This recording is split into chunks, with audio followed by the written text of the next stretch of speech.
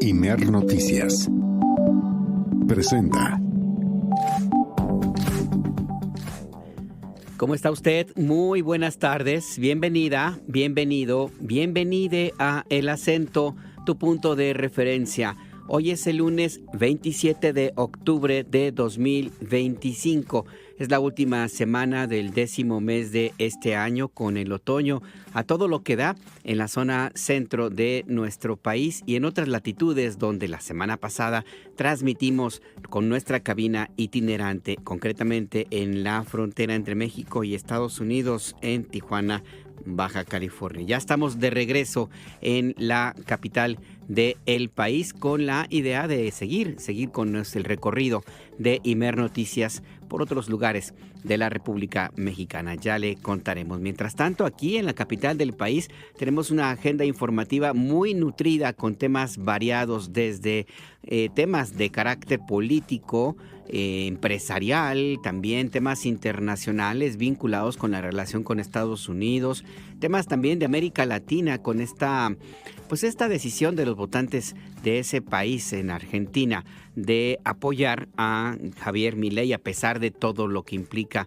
el respaldo a un personaje de esas características. Ya le contaremos de qué se trata, qué fue lo que sucedió allí y, por supuesto, temas de carácter local. Ciudad de México vive bloqueos en algunas entradas de carreteras, pero no se compara con lo que se vive en la capital del Estado de México, en Toluca, donde las vialidades están totalmente colapsadas por la decisión de grupos distribuidores de manera irregular de agua que al parecer se robaban de pozos y la revendían. Hubo un operativo la semana pasada para terminar con eso que le llaman el tráfico de agua, el huachicol de agua, y la respuesta es de esta naturaleza. También le tendremos todos los detalles. En la última semana del mes de octubre, cuando ya las fiestas por el Día de Muertos están a todo lo que da en varias ciudades del país, comenzamos. La presidenta Claudia Sheinbaum llega a un acuerdo con el presidente de Estados Unidos, Donald Trump, para evitar nuevos aranceles el 1 de noviembre. Seguirán trabajando en el acuerdo al que llegaron en agosto. El gobierno federal aseguró que Grupo Salinas falta a la verdad, pues rechazó que en la administración del expresidente Andrés Manuel López Obrador se llegara a un acuerdo o una condonación de impuestos en la deuda millonaria que tiene el grupo con el Servicio de Administración Tributaria. Al comparecer ante diputados, la directora de la Comisión Federal de Electricidad, Emilia Esther Calleja Alor, destacó que ya se restableció el servicio en las 5 entidades afectadas por las lluvias al inicio del mes. Afirmó que este año se destinarán 84,000 millones de pesos para apoyar a las tarifas domésticas. Conductores de pipas de agua bloquean desde las 7 de la mañana de este lunes varios puntos del Valle de México en demanda de que se reabran los pozos que cerró el gobierno del Estado de México. El gobierno de México no coincide con la decisión del Comité contra la Desaparición Forzada de la ONU, que determinó poner a México a escrutinio, afirmó la presidenta Claudia Sheinbaum. Subrayó que la situación actual es muy distinta a lo que ocurría durante la llamada Guerra Sucia del siglo pasado, cuando el Estado era responsable de desapariciones forzadas con fines políticos. Tras la amenaza de Donald Trump de que no apoyaría económicamente si el partido de Milei perdía, La Libertad Avanza se impuso en las elecciones legislativas de este domingo.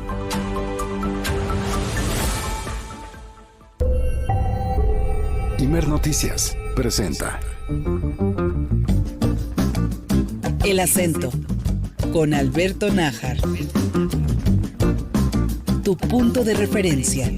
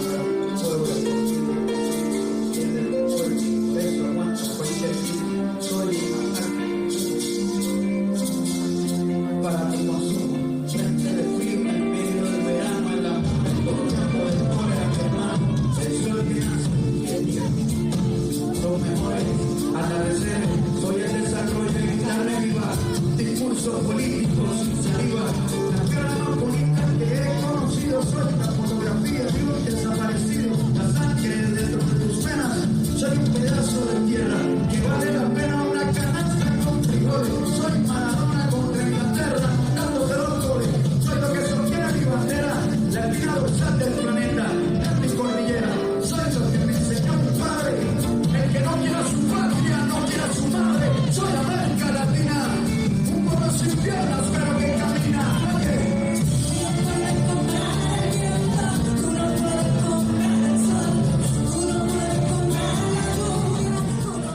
Esto es parte de lo que sucedió el pasado viernes por la noche en Tijuana, Baja California. Un concierto que ofreció el cantante Residente a unos pasos, a unos metros del muro que divide o que pretende dividir a México y Estados Unidos. Un muro que representa pues la tragedia para miles de personas, pero también que representa un símbolo de resistencia, no solamente para esta emblemática ciudad fronteriza construida a través de la migración y de la llegada de personas de todas las nacionalidades, sino también el punto de inicio, porque no es gratuito lo que mencionábamos en nuestras transmisiones en Imer Noticias, el punto de inicio de América Latina. Allí empieza el resto del continente, que es el más importante, si nos apuramos, no solamente en términos de población, sino en lo que significa la dignidad ante los intentos de grupos conservadores de imponer su moral, su visión autoritaria, de imponer la muerte como el modo de relación entre los seres humanos. Esta es parte de la realidad que se vive en Tijuana, Baja California y en América Latina entera. Este concierto de Residente fue histórico por el hecho de que ocurrió allí, a unos pasos de ese muro fronterizo, pero sobre todo porque a través de su voz también se escuchó lo que millones de personas han dicho en contra de la persecución de un régimen fascista como es el de Donald Trump, que pretende fincar la riqueza personal, porque esta es parte de la realidad, la riqueza personal, la riqueza familiar y el conglomerado político que le acompaña por encima de la vida de miles de personas. Es lo que sucedió este fin de semana en Tijuana, Baja California. Le presentamos un pedacito ahí de lo que sucedió en ese concierto que empezó en esta parte, en esta canción, con esta que vamos a escuchar a continuación. La versatilidad de Residente incluye también este tipo de instrumentos. Un artista, un creador griego que acompañó por algunos minutos a las más de 52,000 personas que se reunieron a unos pasos del muro en Tijuana, Baja California.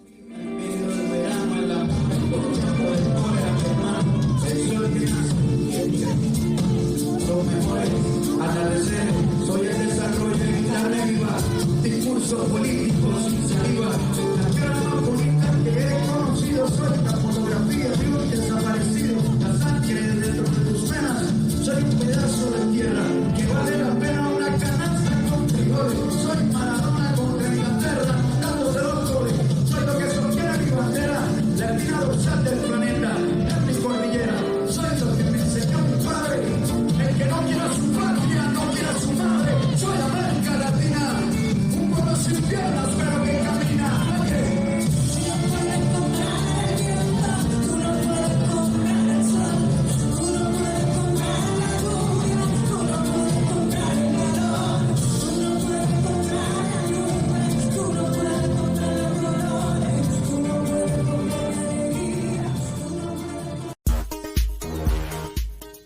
Está usted en El Acento, tu punto de referencia, y le comento que puede usted comunicarse a nuestras vías de contacto. 5566-312427, 5566-312427, nuestro número de WhatsApp. Nos puede escribir a @Imer-noticias, así nos encuentra en X y en Threads, en hilos, o bien a Imer Noticias. Así nos llamamos en Facebook e Instagram.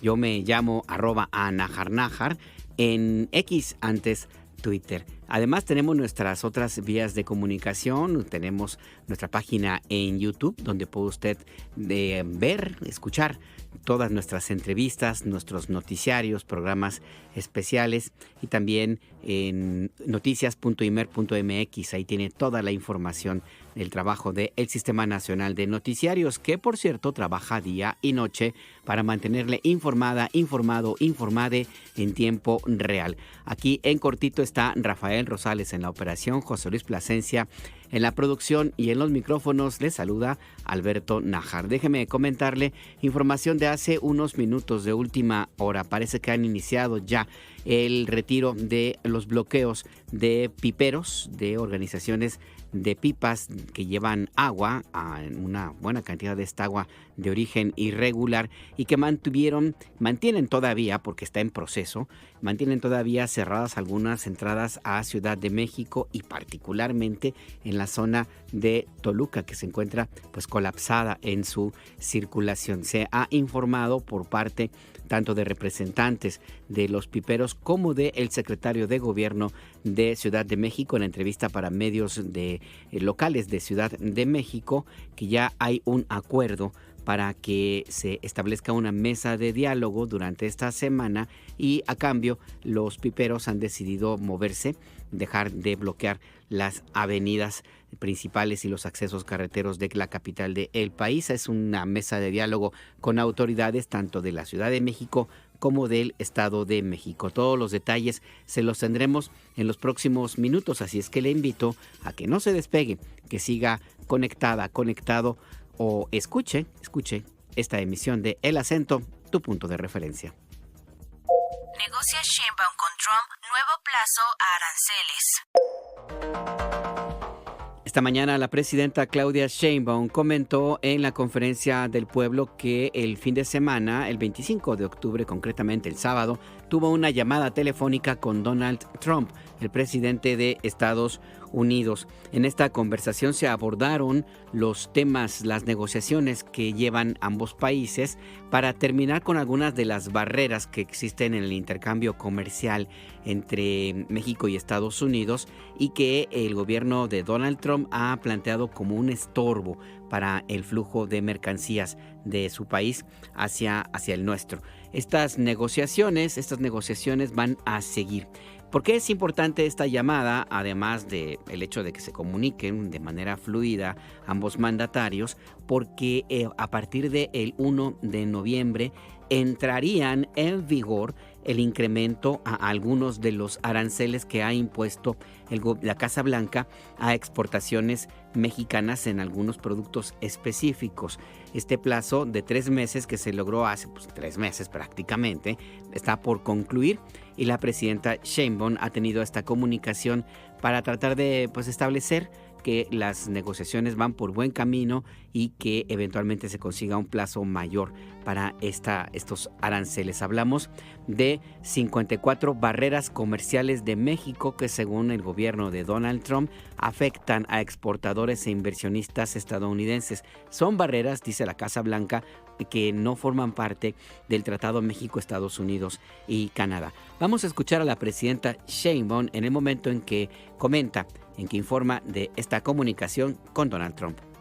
Es importante esto, hablé con el presidente Trump el sábado y vamos a dar unas semanas más para poder cerrar el tema que ya va muy avanzado de los 54 barreras no arancelarias que están ahí pendientes. Entonces acordamos hablarnos nuevamente en algunas semanas porque prácticamente estamos ya cerrando este tema. Fue una llamada muy breve, él iba de viaje. A mí me interesaba que no llegara el 1 de noviembre sin que nos hubiéramos comunicado y que estuviéramos de acuerdo en que nuestros equipos seguían trabajando y esencialmente fue eso. Es decir, nos llamamos en cuanto los equipos terminen lo que están revisando en este momento. Es decir, seguimos trabajando y no hay ninguna situación por lo pronto en donde pudiera haber el 1 de noviembre algún arancel especial. Siempre hay lo que pueda ocurrir con el presidente Trump, pero fue una llamada cordial y los dos acordamos en que íbamos muy bien. Incluso dijimos, vamos muy bien en los temas de seguridad, en los temas de migración y en el tema de comercio. Acordamos y acordamos también llamarnos en las siguientes semanas para ya pues buscar cerrar el acuerdo antes de que inicien las negociaciones de la revisión del tratado. En la comunicación que sostuvo con Donald Trump, la presidenta Sheinbaum, pues parece que acordó, porque así lo informó, que está todavía en evaluación la posibilidad de ampliar la prórroga de 90 días que se estableció desde el pasado 1 de agosto para cerrar ya un acuerdo, en estos puntos en específico, las 54 barreras comerciales. Escuchemos. Voy a recordar lo que él subió Hablaremos con México durante los próximos 90 días con el objetivo de firmar un acuerdo comercial dentro de ese plazo o incluso más. ¿Se acuerdan que ese fue Entonces lo que acordamos es que estamos trabajando, que vamos muy bien y en unas semanas nos volvemos a llamar. Es básicamente lo que informó la presidenta Claudia Sheinbaum. Es importante señalarlo. Esto que se dio a conocer esta mañana es diferente a la revisión del Tratado México, Estados Unidos y Canadá, que sigue su propia ruta. Las consultas que se llevan a cabo en los 3 países con los sectores que les interese participar, sobre todo empresarios, van a seguir. Y las negociaciones, las pláticas tendrán que llevarse a cabo en los primeros días de 2026, según está pactado desde el primer momento en que se firmó este acuerdo comercial. Y parte de estos convenios que existen entre México y Estados Unidos, pues también hay intereses que le atañen a México, a nuestro país. Uno de ellos es, por supuesto, la migración, pero también el tema de las armas que se trafican desde Estados Unidos en cantidades industriales. Hablamos de 200,000 armas al año, de lo que se sabe que entran, y todas ellas fabricadas en Estados Unidos. Sobre este tema, la presidenta dijo que también hay avances. Y uno de estos avances es que, por ejemplo, este fin de semana, de ayer, en la tarde-noche, se decomisaron 500 armas en una garita de salida de Estados Unidos hacia México. Era un señor con su hijo, estadounidense, los dos, que venían para acá para vender estas 500 armas, que es parte del llamado tráfico hormiga, que es la manera como se lleva a cabo esta actividad ilícita con ciudadanos estadounidenses. Aquí no hay haitianos, no hay colombianos, no hay mexicanos, no hay marcianos.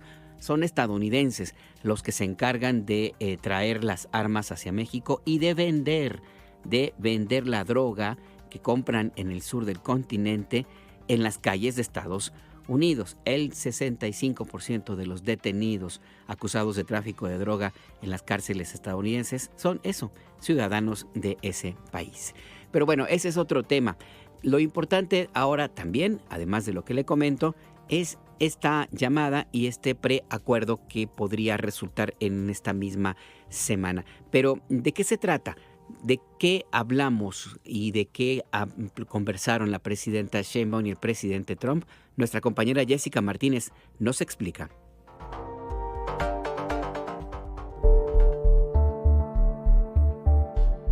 México mantiene las negociaciones con Estados Unidos para evitar la aplicación de aranceles. El sábado pasado, la presidenta Claudia Sheinbaum sostuvo una conversación telefónica con su homólogo estadounidense, Donald Trump, con quien hasta el momento ha acordado que no habrá aplicación de aranceles para el próximo 1 de noviembre, fecha en la que vencería el plazo para hacer efectiva su última amenaza arancelaria contra México. El pasado 11 de julio, el presidente de Estados Unidos, Donald Trump, envió una carta a la presidenta Claudia Sheinbaum en la que informaba la imposición de tarifas arancelarias de 30% a los productos mexicanos sin dar más detalles. Estos gravámenes serían independientes de los aranceles sectoriales vigentes a las industrias automotriz y del acero y aluminio. En el escrito, el mandatario estadounidense iniciaba destacando la fortaleza y el compromiso de la relación bilateral, reconociendo el apoyo que México ha brindado en la lucha que mantiene Estados Unidos contra el fentanilo. Sin embargo, en esa carta, Donald Trump señaló que lo que México ha hecho no es suficiente. México, dijo, aún no ha detenido a los cárteles que intentan convertir a toda América del Norte en un patio de recreo para el narcotráfico.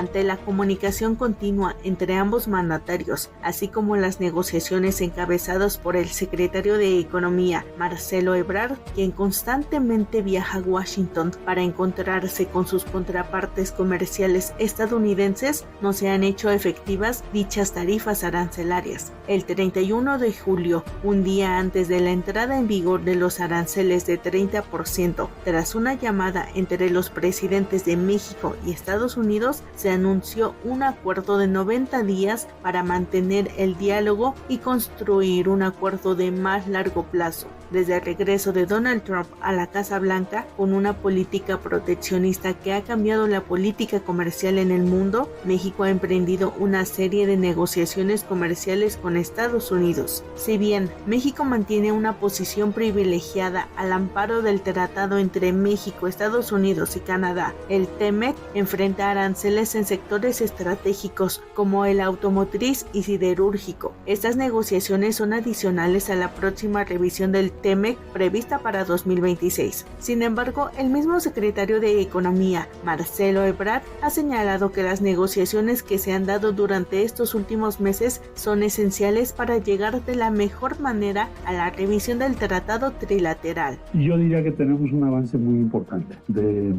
prácticamente de los elementos que estamos conversando previos a la revisión del tratado. Tenemos un avance alrededor del 90%. México puso sobre la mesa muchas cosas que le preocupan, Estados Unidos igual. Nuestro objetivo, la meta es que cuando inicie la revisión ya no estén en la mesa. Para Imer Noticias, Jessica Martínez. Que pague ya, responde Sheinbaum a Salinas Pliego. Pues sí, esa fue la respuesta de la presidenta Claudia Sheinbaum a lo ocurrido este fin de semana, que seguramente si usted nos escucha en Imer Noticias se habrá enterado que Ricardo Salinas Pliego, el dueño de TV Azteca, quien debe más de 74 mil millones de pesos en impuestos que no quiere pagar, más lo que se acumule esta semana, más los que por lo menos 580 millones de dólares que no le quiere pagar a inversionistas estadounidenses, más lo que debe a la empresa AT&T, que le acusa de haberle hecho un cochupo con los impuestos cuando adquirió parte de las acciones del grupo Iusacell en 2011, más lo que usted guste y mande, porque para eso se pinta solo Ricardo Salinas Pliego. Este fin de semana celebró su cumpleaños en algo que fue un intento de presentación o de destape de su eventual precandidatura presidencial, una convocatoria que no fue atendida por los medios comerciales, o al menos no de la manera como ha ocurrido en otros momentos, ni tampoco por otros partidos políticos, ni mucho menos por empresarios que no cantan mal las rancheras en ese mismo tenor también. Y también temor, porque es lo que existe en este momento, ahora que la Suprema Corte de Justicia de la Nación y el Poder Judicial se han transformado y terminan la capa de protección e impunidad que tuvo este personaje y otros.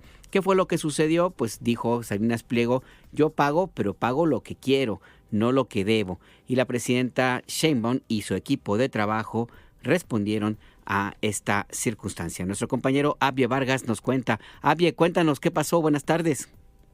Muy buenas tardes, Alberto, a ti todo el auditorio de Imer Noticias. Pues sí, efectivamente, el gobierno federal pues aseguró que Grupo Salinas falta a la verdad, pues rechazó que en la administración del expresidente Andrés Manuel López Obrador se llegara a un acuerdo por la deuda de más de 74 mil millones de pesos que tiene con el Servicio de Administración Tributaria, el SAT.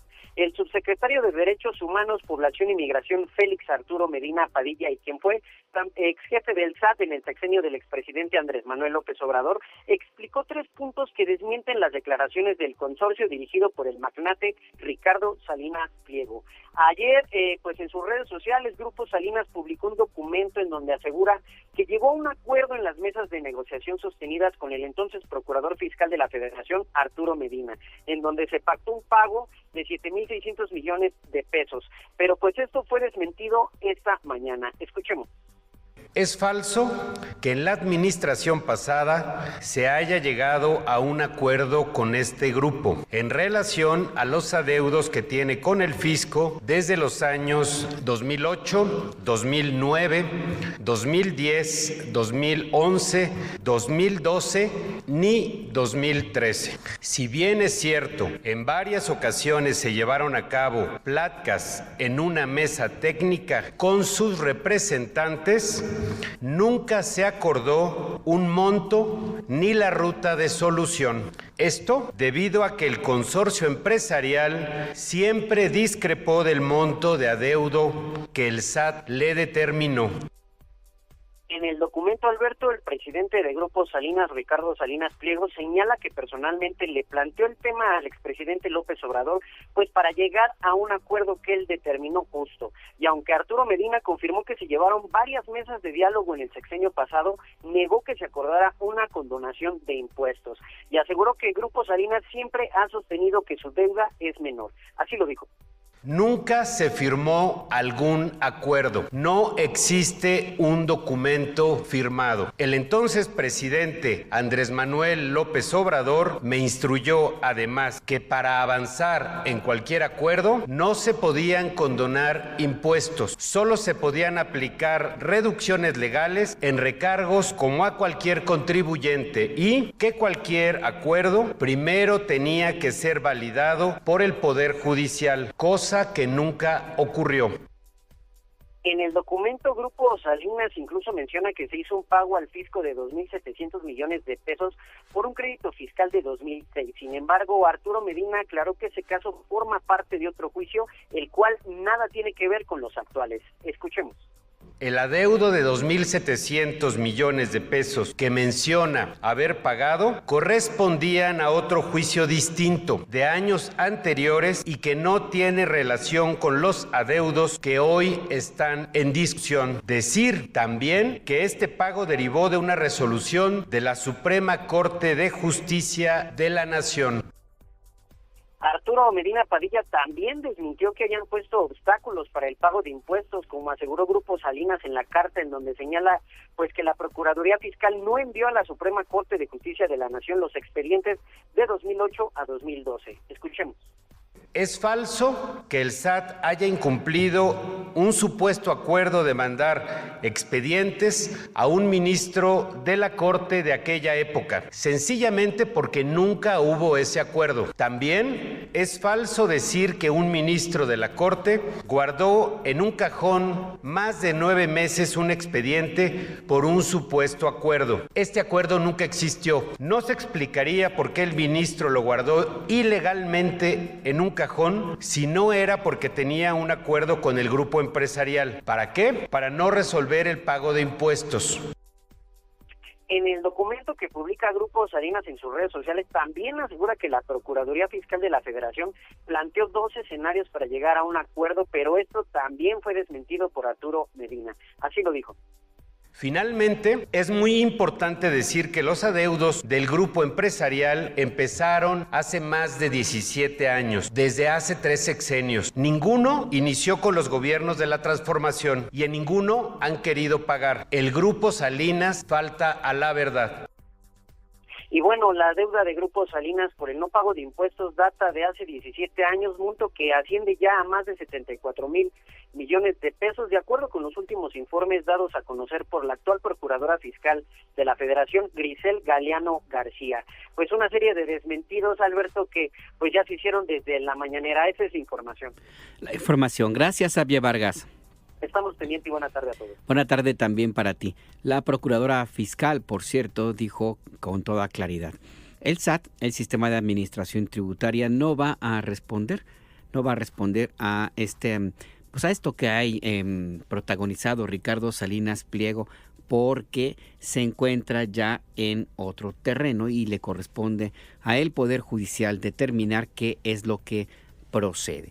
No hay margen de negociación. Esto básicamente es cerrar la puerta a cualquier intento de diálogo que quiso entablar de una manera muy grosera, hay que decirlo de esta manera, Ricardo Salinas Pliego, quien se refirió a Claudia Sheinbaum como presidente y que pretendió igualarse, pues sí, ahora sí que es un igualado, porque pretendió que sostuviera una conversación de tú a tú.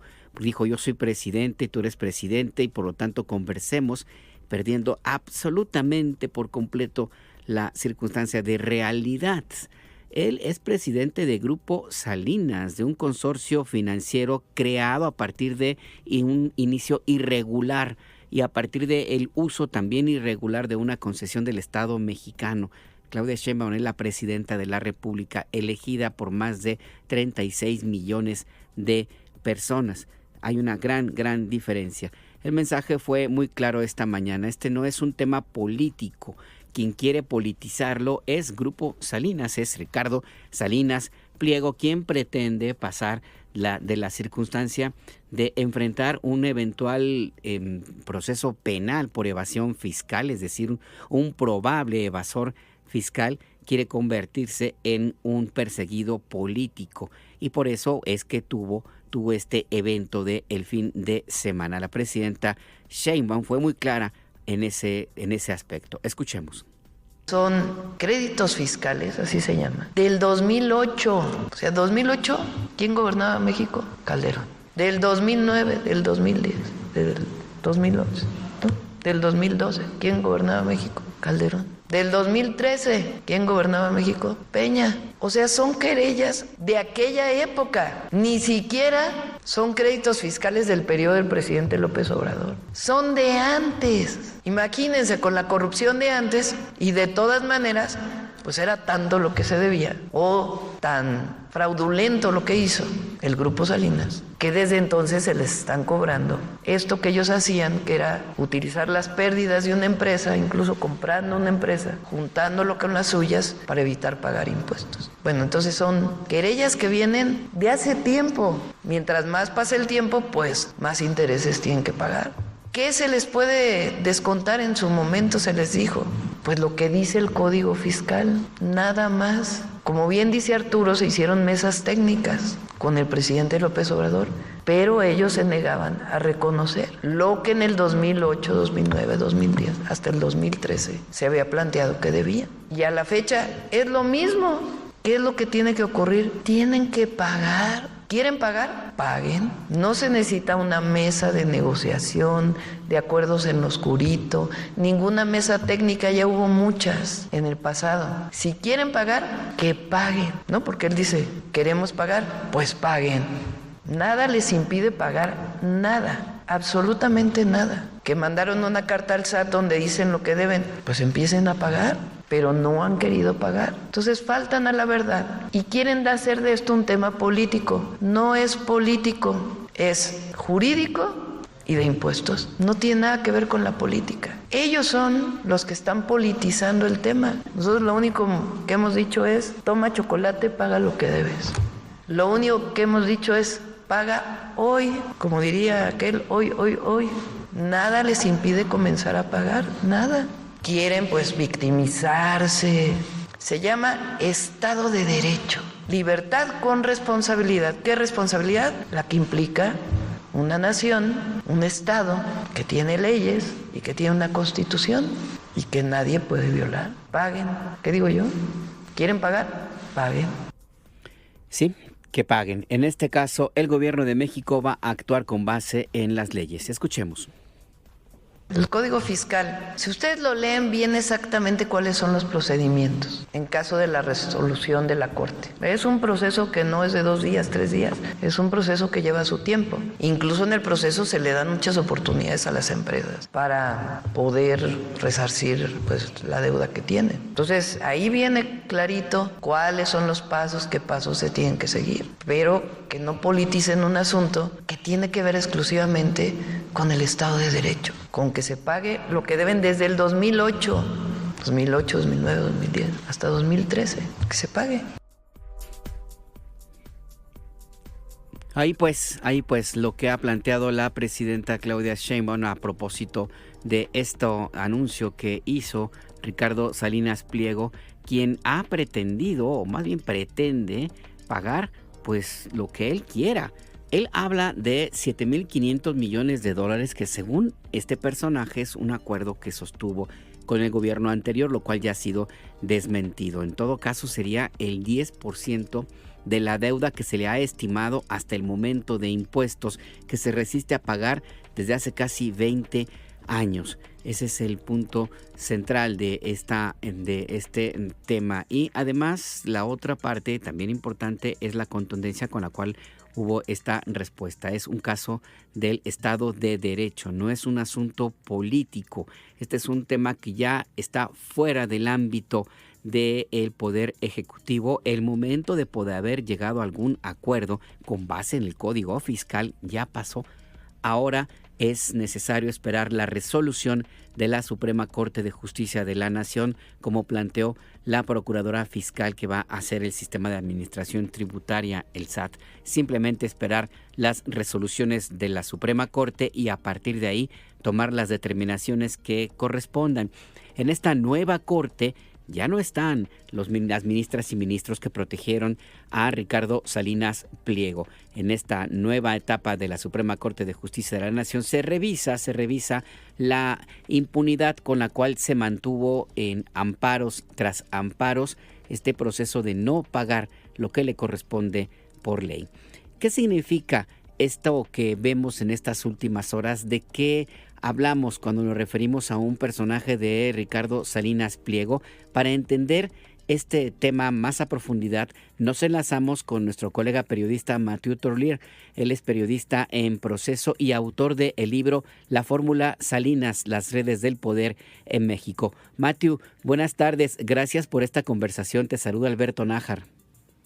¿Qué tal, Alberto? Muy buenas tardes a ti y a todo el auditorio de IMER Noticias. Gracias por esta plática, Mathieu. Quisiera pedir una primera evaluación. ¿Cómo ves esto que ha ocurrido el fin de semana y lo sucedido en Palacio Nacional hoy?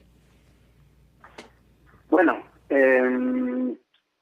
quizás recordar un poco de dónde viene el tema de las deudas fiscales de las empresas de Ricardo Salinas Pliego, ¿no? Hay algunas que son anteriores al 2006, por unos temas de fraudes fiscales con algunas empresas. Y luego, en el 2006 empezó el desfalco a la Aerolínea Mexicana de Aviación. En este desfalco, en este desmantelamiento, Ricardo Salinas Pliego, las empresas de Ricardo Salinas Pliego compraron deudas fiscales de la aerolínea y se las descontaron a Grupo Electra durante varios años, ¿no? 2008, 2009, 2010, 2011, 2012 y 2013. Entonces, esta lucha con el SAT de las empresas de Ricardo Salinas Pliego vienen desde los tiempos de Peña Nieto, en los que el SAT le determinó los créditos fiscales. Pero hay que tener muy claro para la audiencia que se trata de casos distintos.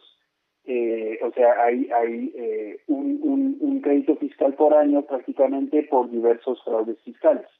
¿Qué pasó? O sea, el desfalco total sumó más de 40,000 millones de pesos entre todas las empresas, Grupo Electra y Televisa. ¿Y qué pasa con el sexenio de López Obrador? Ricardo Salinas Pliego pues se niega a pagar, hay más presión y hay una negociación que reveló el propio López Obrador en una conferencia matutina, una negociación ya personal donde el propio López Obrador le ofrece a Salinas Pliego un descuento, un quite de 8,000 millones de pesos. Y a pesar de esto, Ricardo Salinas Pliego se niega a pagar y dice que va a seguir en tribunales, etcétera. Entonces ahí viene la ruptura entre los dos. Luego llega Claudia Sheinbaum, se mantiene el mismo conflicto, digamos, ya no hay la cercanía que Ricardo Salinas Pliego tenía con el poder, sobre todo con la presidencia, y empieza a ver que va perdiendo sus amparos, ya cambia el poder judicial, pierde su influencia en el gobierno, pierde un poco las cartas con las que solía jugar para sacar ventaja del sistema, ¿no? Entonces, ¿qué pasa? Ya acorralado aquí en México, allá en Estados Unidos por otros juicios multimillonarios, pues regresa al tema de impuestos, aunque se haya negado durante mucho tiempo a pagar un centavo, regresa ahora en un mensaje del fin de semana de que no, nosotros queremos pagar, pero con el acuerdo que habíamos tenido con López Obrador, que hay dos cosas importantes que mencionar. Este acuerdo era para un solo año. era para el año 2013. Y hay que recordar lo que les mencionaba al principio, que hay varios fraudes fiscales por varios años. O sea, negociaron uno, y en este uno el presidente López Obrador le ofreció un descuento bastante importante. Pero pues todavía hay varios casos abiertos, varios créditos fiscales por los que el SAT pues, le sigue pidiendo pues los impuestos que debe. O sea, no es algo inventado, es algo que debe, que está documentado, que ha pasado por muchas instancias. Todas las instancias han dicho que pues, los créditos fiscales sí son válidos. Entonces, ¿qué hace ahora? Pues viendo que ya no tiene pues las cartas con las que contaba, pues quiere volver a un acuerdo que en realidad sí le favorecía, era un quite de 8,000 millones de pesos, y con esto pretende pues otra vez negociar y bajar pues lo que debe. Y la reacción pues de la presidenta y de Raquel Buenrostro el fin de semana en pláticas con medios, etcétera, es pues no, o sea, tú si quieres pagar, pues muy bien, pero vas a pagar lo que debes. O sea, a mí un acuerdo a oscuritas que hizo López Obrador y que ni siquiera aceptaste, pues no me obliga a mí para nada, ¿no? Entonces, pues es otro intento pues de Salinas Pliego ante una situación que ya se antoja cada vez más complicada, de tratar de sacarle una pequeña ventaja, y al parecer no le está saliendo. Entonces pues vamos a ver, porque está en su ya retórica de que es víctima de una persecución política, etcétera. Entonces pues vamos a ver hasta dónde va a escalar, pero parece una estrategia más, un joker que se sacó un poco para ver si funcionaba, y parece que no funcionó. Es decir, ¿tendría otras cartas bajo la manga si utilizamos este término, Matthew? Pues ya se ve complicado.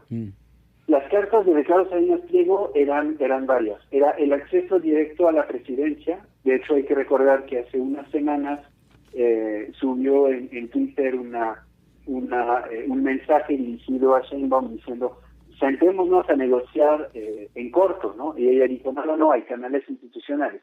Entonces, esto que él solía hacer, que es enviar a su gente o ir personalmente a negociar sus temas de interés con la presidencia, con la persona presidente en turno, ya se acabó, al parecer, ¿no? Ya no tiene ese derecho de picaporte. ¿Y cuál era su segunda carta más importante en estos casos? Pues el Poder Judicial. El Poder Judicial, ya sea a través de jueces a modo, incluyendo uno que le dio ahora una suspensión, hace unos años por un juicio que tiene en Estados Unidos, o a través de los huecos que permitía el sistema judicial, que pues era a través de los amparos, de poder dilatar durante más de 10, 15 años los pleitos fiscales. Entonces, estas dos cartas, que eran muy importantes porque él tiene un ejército de abogados, tiene un ejército de cabilderos, de gente pues en el Poder Judicial y en el Poder Legislativo y en el Poder Ejecutivo, que ya no tiene. Entonces, pues la gran fuerza, digamos, en lo que ha construido Ricardo Salinas Pliego, su fortuna y su poder y su influencia en México, pues ya se ven bastante debilitados en este momento. Entonces, otras cartas no sé cuál podría ser. Ya está empezando a chantajear, a decir que hay 200,000 personas, 200,000 familias que dependen de sus empresas. O sea, ya estamos viendo un poco esto de que voy a tener que despedir gente, yo soy un creador de riquezas, me vas a afectar, pero vas a afectar a otras familias.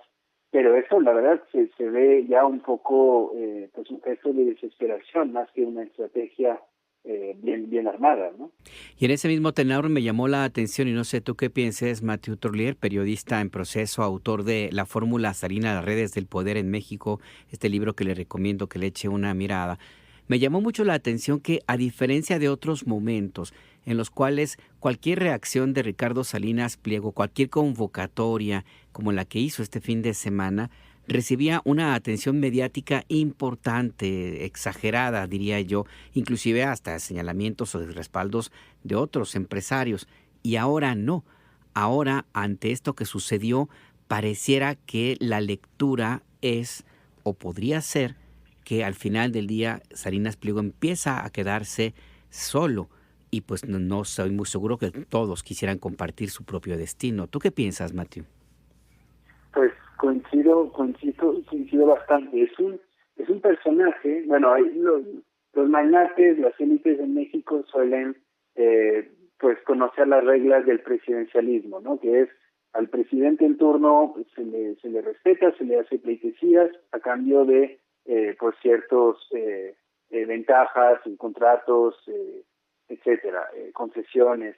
Y él rompió con eso. Él construyó toda su fortuna con base en esas relaciones, en esta entrada en el presidencialismo mexicano.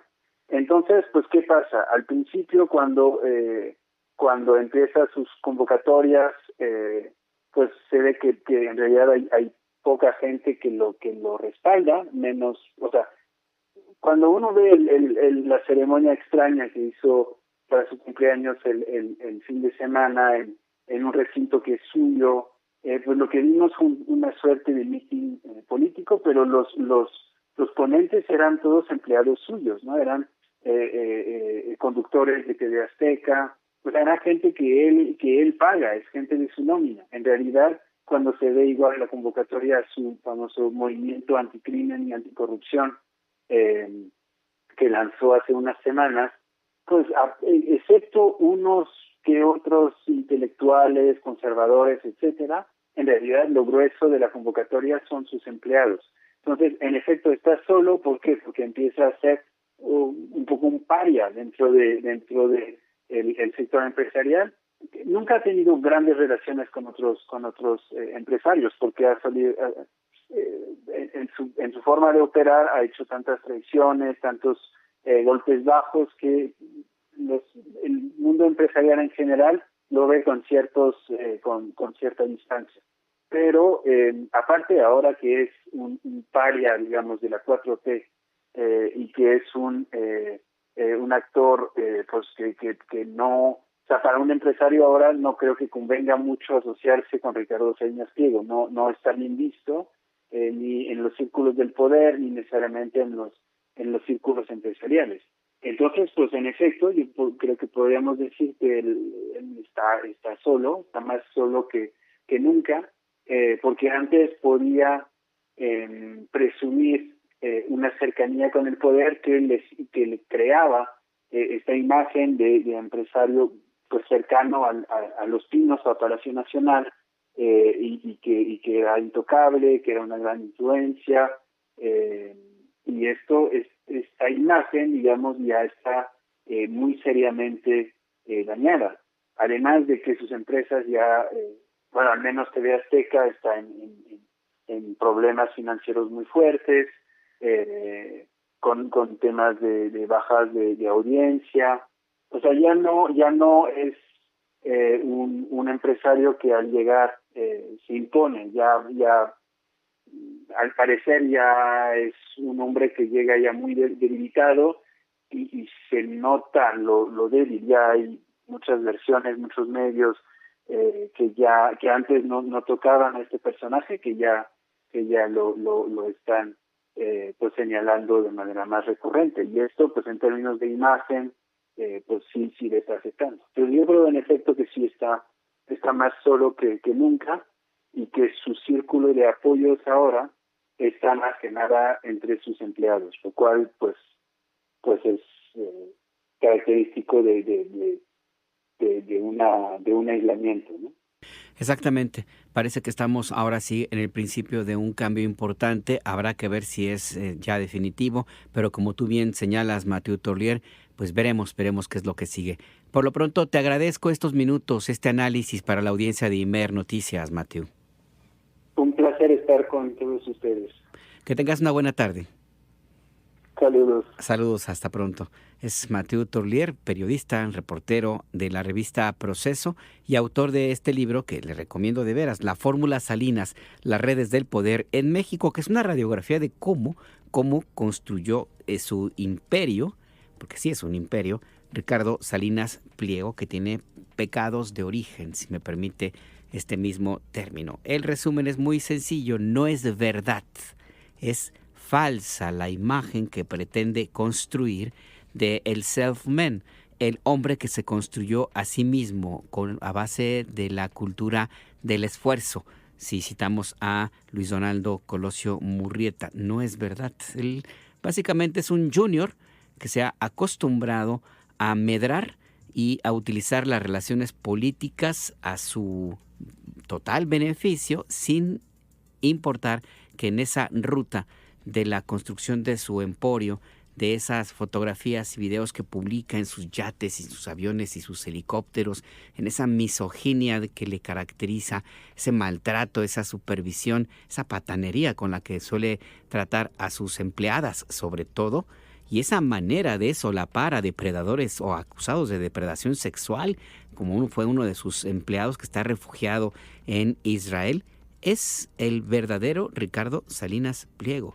No es ese empresario exitoso que pretende, que se quiere presentar, y que en su momento, en el sexenio de Carlos Salinas de Gortari y en el del Partido Acción Nacional, sobre todo con Vicente Fox, se le presentó como el empresario modelo, como casi como un ejemplo a seguir y como un personaje para imitar y seguir sus pasos en las escuelas. Nada de eso es real. Las circunstancias empiezan a caer por su propio peso y pues como se señaló desde esta mañana, pues ahora sí que al pan y al vino y que tome chocolate y que pague lo que debe.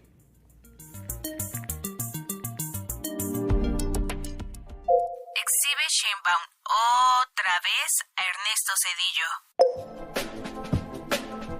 Y pues sí, utilizamos esta manera muy del estilo del periódico Reforma de exagerar y presentar sus informaciones, porque va muy ad hoc. Un periódico es muy conservador, muy cercano a algunas de las causas que van en contra del interés del país. Y pues muy evidente que es oportuno utilizar esta fórmula para presentar lo que sigue, porque resulta que Ernesto Zedillo Ponce de León, expresidente de México, el autor de la destrucción del sistema de ferrocarriles del Estado mexicano, el que permitió tragedias y masacres como las de Acteal a través de la militarización al extremo de las comunidades indígenas, no solamente zapatistas, sino indígenas de Chiapas, que permitió la existencia y entrenamiento de campesinos, de jóvenes, de adolescentes, para crearse en el paramilitarismo, y el resultado fue uno de los crímenes más atroces de los últimas, de la historia reciente de nuestro país, el que al final del día pues traicionó a su propio partido. Él desde un principio dijo que no era priista, que se iba a amputar el dedo de la sucesión presidencial que caracterizaba a los presidentes priistas, el que según reveló su propio candidato, porque también hasta eso mintió, porque él sí impulsó a través de su dedito. Ahora sí que lo que dijo su dedito fue que iba a ser Francisco Labastida Ochoa el candidato del PRI, y al que luego le jugó las contras, según dijo el propio Labastida en sus memorias, porque le promovió una contracampaña y al final del día negoció con Estados Unidos la entrega del poder a la oposición, a el Partido Acción Nacional. Bueno, pues este personaje, que le acabo de hacer un resumen, ahora es presentado y él mismo se nombra como el artífice, el adalid de la democracia. Y ha cuestionado al momento actual que vive nuestro país, e insiste en que supuestamente hay un inicio del autoritarismo, lo cual es falso. Reiteró otra vez la presidenta Claudia Sheinbaum. México es de los países más democráticos, dijo esta mañana. Esto en referencia a las preguntas que le hicieron, y le preguntaron su opinión sobre esta entrevista que dio al periódico español El Mundo. Ahí Zedillo dijo que la presidenta Sheinbaum ha sido cómplice de Andrés Manuel López Obrador en lo que llama destrucción de la democracia mexicana, y se refirió a el cambio, a la elección de ministros y jueces magistrados del Poder Judicial, y de entregar la Policía Nacional al Ejército y suprimir organismos fiscalizadores, según dijo Ernesto Zedillo Ponce de León, quien, por cierto, antes de escuchar lo que dijo la presidenta de la República, pues ahora sí que se mordió la lengua seguramente, porque si hubo alguien que destruyó el Poder Judicial fue él. que ordenó por decreto del despido de todos los ministros de la Corte y ordenó por decreto que se eligiera a otros ministros que permanecieron todavía hasta este mismo año. Si hubo alguien que entregó, dice la policía, al ejército, fue él, Ernesto Zedillo, quien en 1995 determinó echar a todos los agentes de la entonces Policía Judicial Federal y sustituirlos por policías militares, por elementos del cuerpo de élite del ejército mexicano, y el resultado de ello fue que ese contacto de soldados y algunos de élite entrenados en Estados Unidos, pues resultó en que se unieron a la delincuencia. Ahí nacieron los Zetas. Los Zetas surgieron porque el presidente Ernesto Zedillo desplegó a militares en tareas para las cuales no estaban preparados, y ese contacto con los delincuentes, los narcotraficantes de El Golfo de México, del cártel de El Golfo, dio origen primero a la Guardia Armada de El Mataamigos, el Costroso, Osiel Cárdenas Guillén, quien era el líder del cártel del Golfo, que contrató a varios elementos del Grupo Aeromóvil de Fuerzas Especiales, los GAFES, los hizo su guardia pretoriana, y después este grupo cobró autonomía y se convirtió en el cártel de los Zetas. Así es que, pues hay que ver las cosas en su dimensión. Si hubo alguien que atentó contra estos elementos que él llama que ahora están en riesgo, pues fue Ernesto Zedillo. Vamos a escuchar la respuesta de la presidenta Sheinbaum. Hay que mencionarlo, están las declaraciones de Zedillo, un reportaje, una entrevista que le hicieron, en donde dice que en México no hay democracia y que nuestro movimiento, el que triunfó con el 60% casi de los votos en el 2024, y que el pueblo de México ha reconocido y sigue reconociendo, él opina que estamos acabando con la democracia. Que si se fijan es un poco la idea del autoritarismo supuesto del gobierno de México. En México hay democracia. México es un país democrático. Es de los países más democráticos del mundo.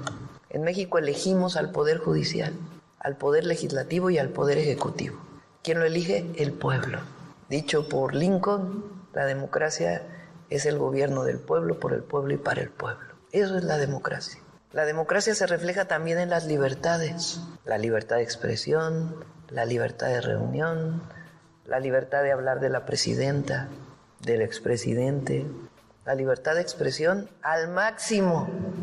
Nunca antes en nuestro país, digan lo que digan, había habido tal libertad de expresión. Nosotros que vivimos las épocas del PRI autoritario, de los fraudes electorales, podemos decir, sin temor a equivocarnos, que es el momento de mayor democracia en México y de mayor libertad. La presidenta Sheinbaum también recordó otro episodio que difícilmente puede considerarse como democrático: la decisión de traspasar la deuda de unos cuantos banqueros beneficiados por el modelo económico del cual él era el mayor representante, es decir, el neoliberalismo. Banqueros que quebraron los bancos que le regaló Carlos Salinas de Gortari, y sus deudas se traspasaron a todos los mexicanos que vamos a tener que pagar esas mismas deudas durante por lo menos otros 40 años. Es el FOBAPROA. Escuchemos. La crisis del 94, devaluación, incremento en las tasas de interés, miles y miles, si no es que millones de familias afectadas por esta crisis. Y Zedillo decide apoyar a los bancos, a los de arriba, a las empresas, a los de arriba, con el FOBAPROA, una deuda privada que la hace pública y que todavía seguimos pagando y que probablemente pagaremos por el resto de la historia de México, por el resto del futuro. Y los deudores, bien, gracias. Pero además, ese rescate se hace con una enorme corrupción, sin transparencia. Dice Zedillo que hubo auditorías. Aquí vino Pablo Gómez a explicar cómo esas auditorías en realidad no existieron, ni siquiera fueran reconocidas como tales. El libro del entonces dirigente Andrés Manuel López Obrador sobre el FOBAPROA tiene detalladísimo a quienes nunca se debió rescatar y se les rescató en una de las operaciones más oscuras. Y la presidenta también recordó lo que ya le refería, la traición que dijo Labastida Ochoa, Francisco Labastida Ochoa, el candidato presidencial del PRI en los comicios de 2000, cometió Ernesto Zedillo. Escuchemos.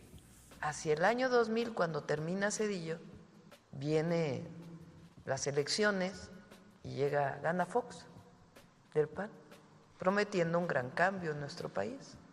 Tiempo después, el candidato del PRI de aquella época, Labastida, escribe un libro y dice en su prólogo, como lo hemos presentado aquí varias veces, que en realidad al PRI pues nunca se le apoyó, porque Zedillo negoció con Estados Unidos para que le dieran un crédito para resolver el problema de la crisis económica del 94 provocada pues en esta, fíjense, de transiciones a transiciones. En esta transición entre Salinas y Zedillo, pacta él un crédito con Estados Unidos. Y después Labastida dice que en ese pacto se pactó la transmisión de poderes al PAN. ¿Cuál democracia?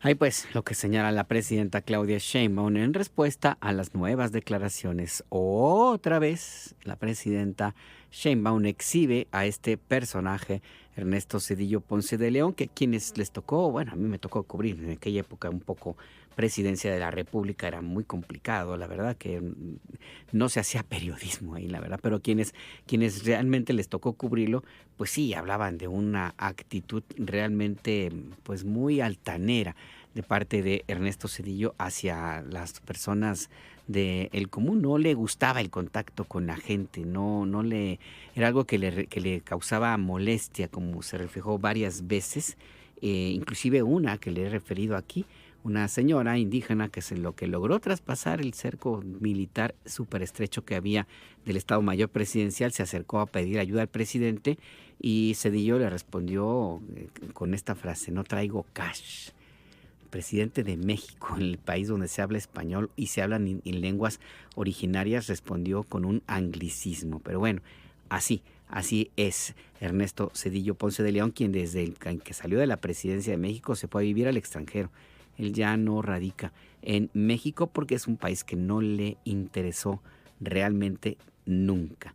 Y a propósito de estos temas y a propósito de esta idea de la construcción de los mitos y de los tótems por parte de los medios comerciales, de la radio privada, de la televisión privada, de las redes sociales, de los periódicos, bueno, hay una campaña también intensa para tratar de establecer y de convencerle a usted que los cambios que se han hecho, cambios legales al Código Fiscal, por ejemplo, y a otros, a la Ley del Sistema Nacional de Investigación e Inteligencia también, por ejemplo, son una especie de permiso para espiar por parte del Estado mexicano, lo cual es falso. Escuchemos a la presidenta de la República.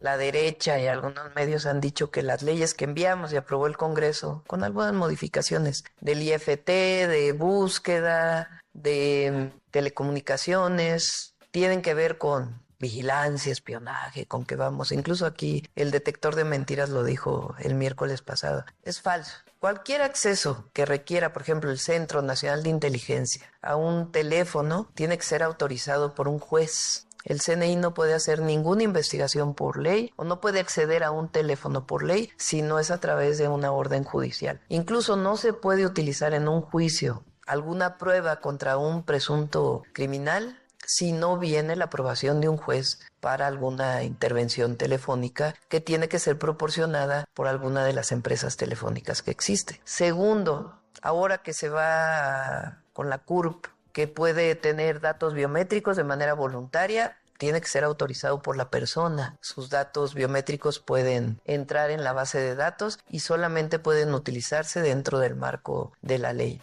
Y también ahora, pues con este nuevo modelo que estamos esperando, la nueva regulación de esta nueva Comisión de Telecomunicaciones, para que los chips no se puedan adquirir sin identificación en los teléfonos, que va a ayudar mucho a la seguridad. Las bases de datos las van a tener las telefónicas, no las va a tener el gobierno, y solamente se puede acceder a ellas en caso de solicitud o autorización de un juez.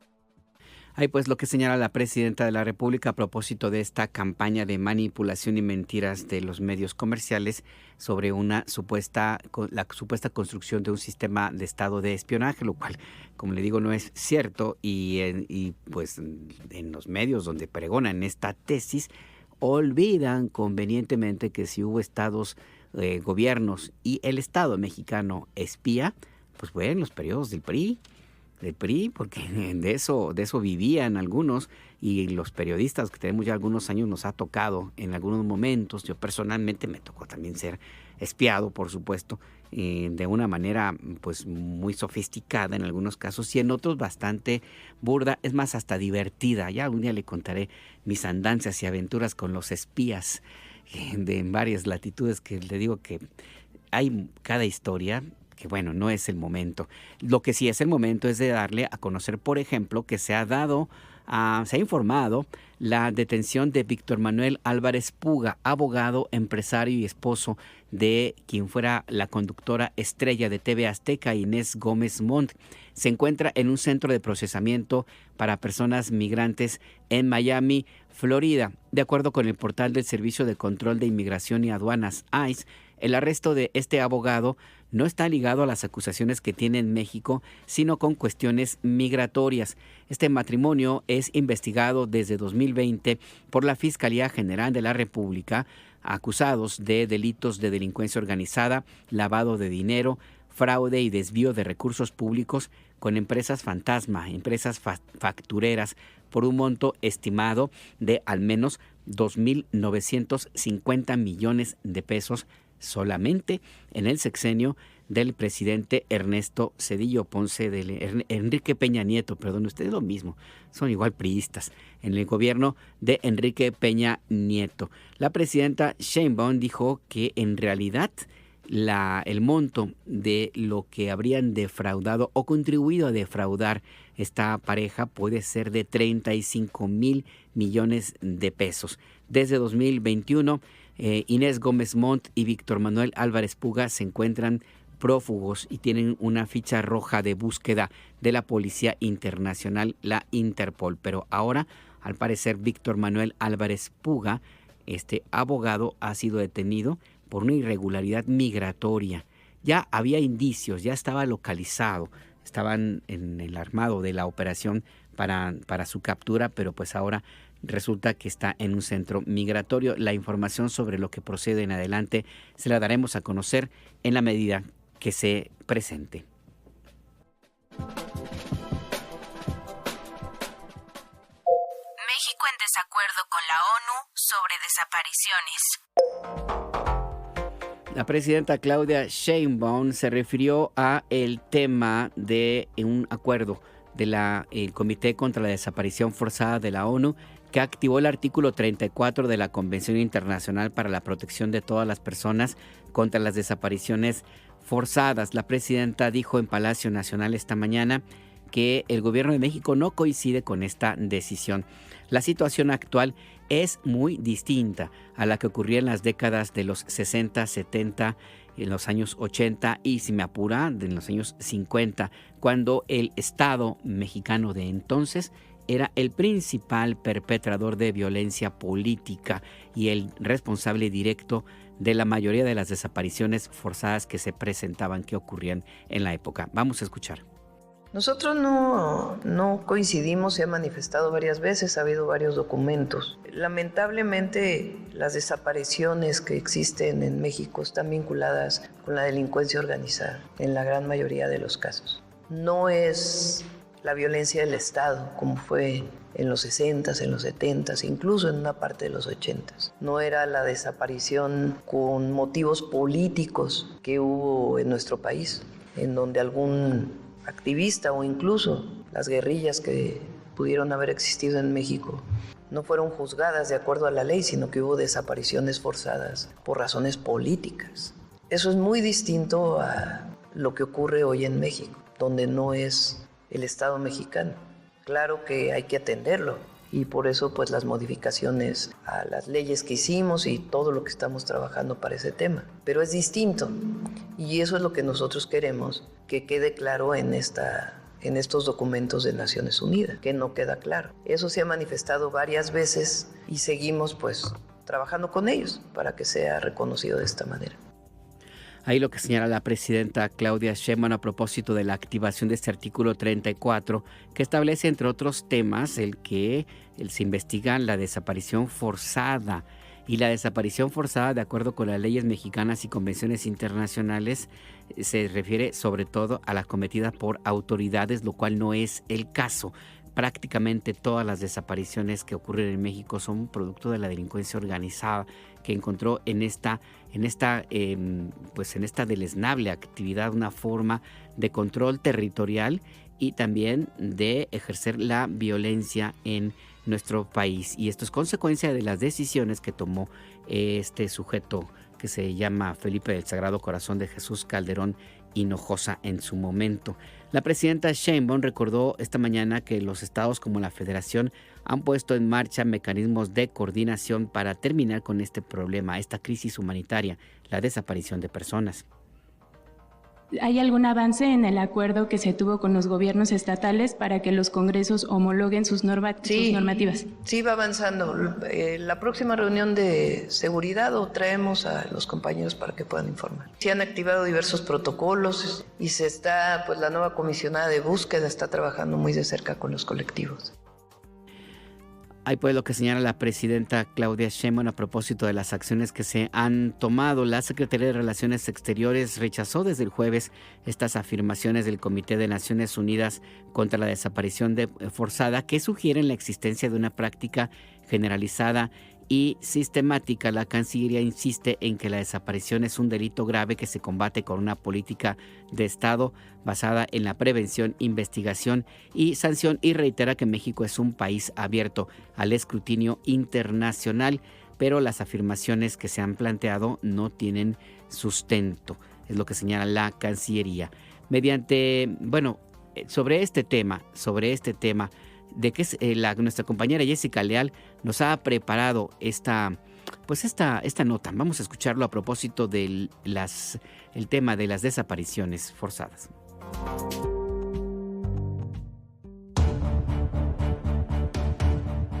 Naciones Unidas activó el artículo 34 de la Convención Internacional para la Protección de todas las personas contra las desapariciones forzadas por parte del Comité contra la Desaparición Forzada. Este Comité contra la Desaparición Forzada, integrado por 10 expertos independientes en derechos humanos, tomó la decisión tras analizar información recibida desde 2014, que incluye denuncias, acciones urgentes, comunicaciones individuales e informes derivados de su visita a México. El artículo 34 establece que, si el comité encuentra indicios de una práctica sistemática de desapariciones forzadas y tras solicitar información al Estado considera que la situación lo amerita, puede llevar el asunto ante la Asamblea General de la ONU.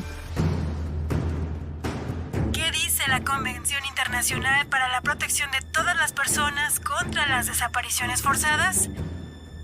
La desaparición forzada implica, de acuerdo con el artículo 2 de la Convención, la detención, el secuestro o cualquier otra forma de privación de la libertad por agentes del Estado o por personas o grupos de personas que actúen con la autorización, el apoyo o la aceptación del Estado, seguido de la negativa a reconocer la privación de la libertad o el ocultamiento de su paradero, lo que deja a la víctima fuera de la protección de la ley. Según el comité, las circunstancias contempladas en el artículo 2 se aplican, entre otras cosas, a los denominados grupos paramilitares, pero también a las personas involucradas en la delincuencia organizada, incluidos los grupos o redes informales. El artículo 5 establece que la práctica sistemática o generalizada constituye un crimen de lesa humanidad, con consecuencias en el derecho internacional, incluida la posible revisión por la Corte Penal Internacional, de la cual México es parte. El comité aclaró que la activación del artículo 34 no prejuzga la situación del país.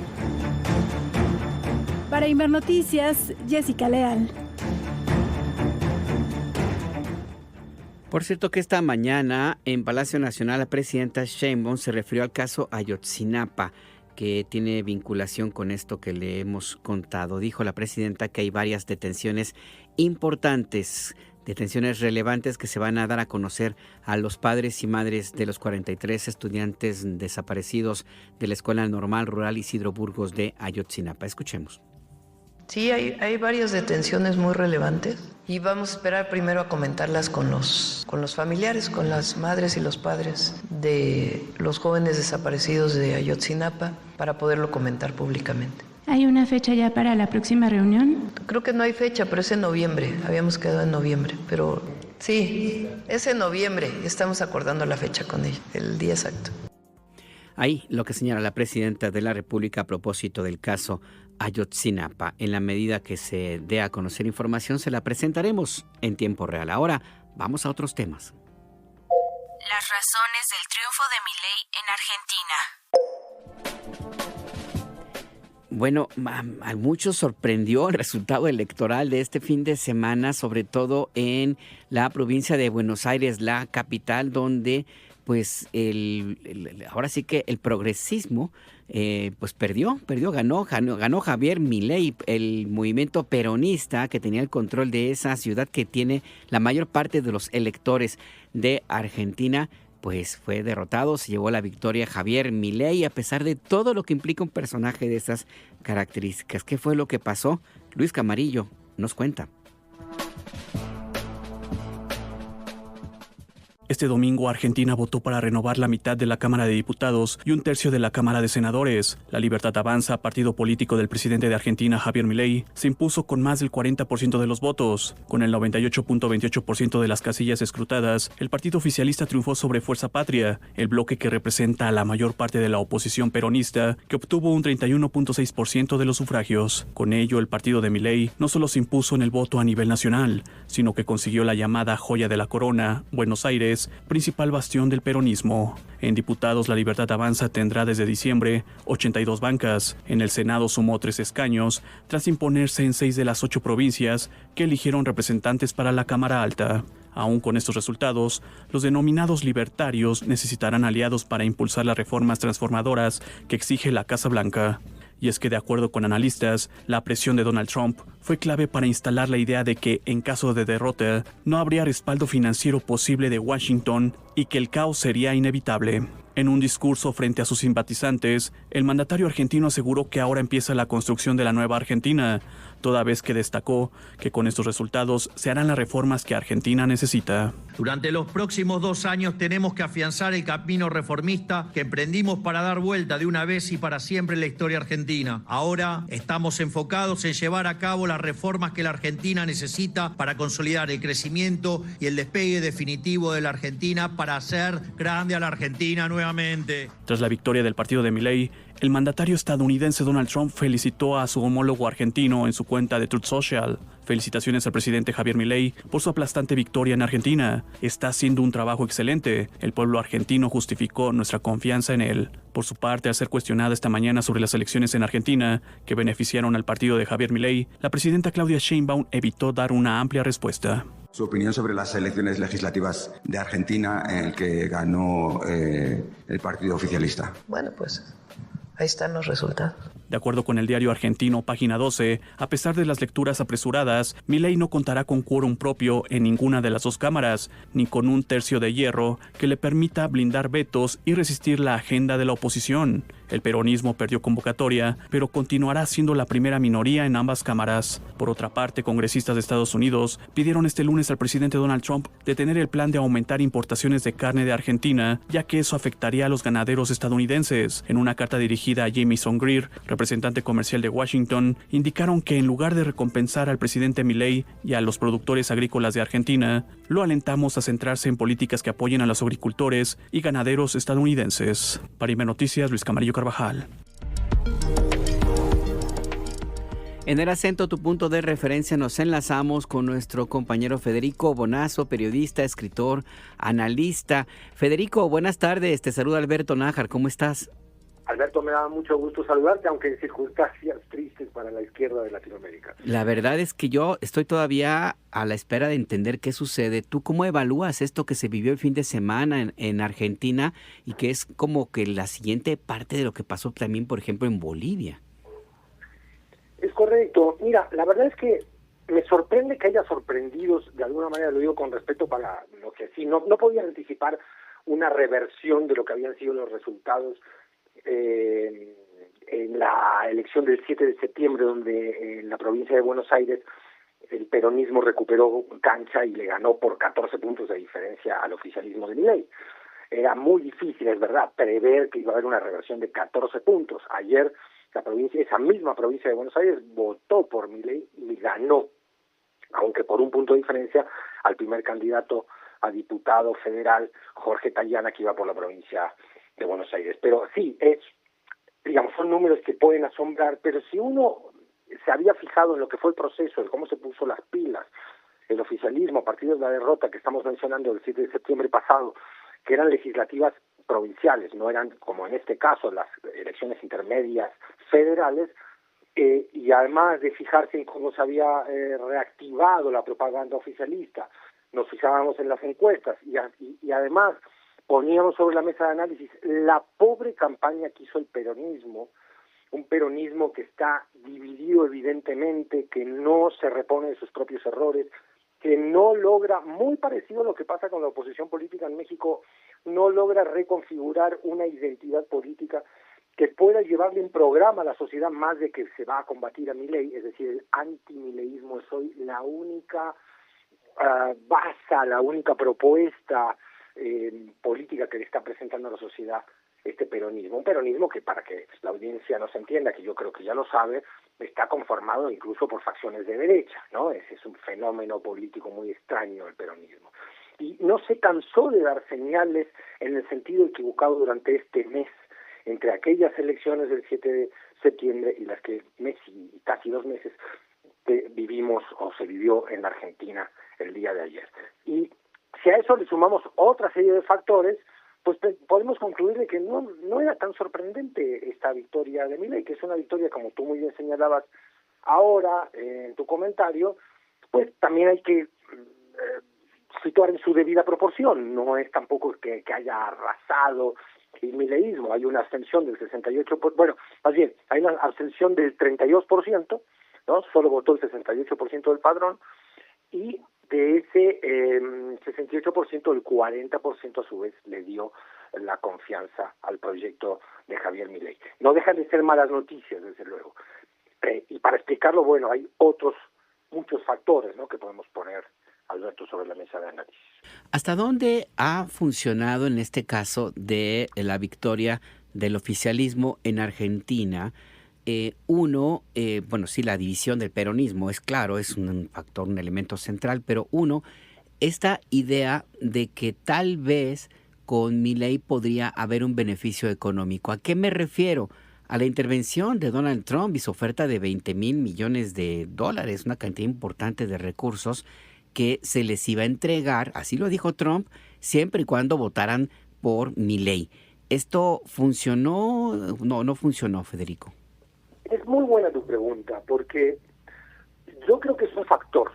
Trump ha sido un factor en estas elecciones, pero no coincido con aquellos que dicen que es el factor decisivo. Me resulta un poco